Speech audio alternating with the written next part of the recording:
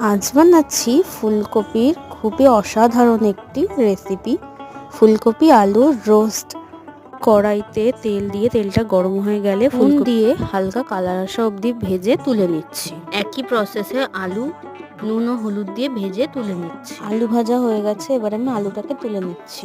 এবার আলু ভাজার তেলে দারচিনি, লবঙ্গ ও এলাচ দিয়ে টমেটো ও আদার পেস্টটা দেওয়ার পর দই, কাজু ও পোস্তর পেস্টটা দিয়ে ও মিডিলে আমি লঙ্কা গুঁড়ো ও নুন অ্যাড করেছিলাম। হালকা একটু জল দিয়ে কষিয়ে এবার আমি ফুলকপি ও আলুটা অ্যাড করে দিই। ফুলকপি আলু অ্যাড করে দেওয়ার পর হালকা জল দিয়ে কষাতে হবে। আর কষানো হয়ে গেছে, এবার পরিমাণ মতো জল দিয়ে 10 মিনিট ঢাকা দিয়ে রান্না করে নিলেই রেডি আমাদের ফুলকপি আলুর রোস্ট। আমার ইউজার নেমের নিচে আমি লং ভিডিওটা অ্যাটাচ করে দিলাম, যাদের অসুবিধা হবে তারা লং ভিডিওটা অবশ্যই দেখো। আজকের আমার এই রেসিপি তোমাদের কেমন লাগলো আমাকে কমেন্ট করে অবশ্যই জানিও।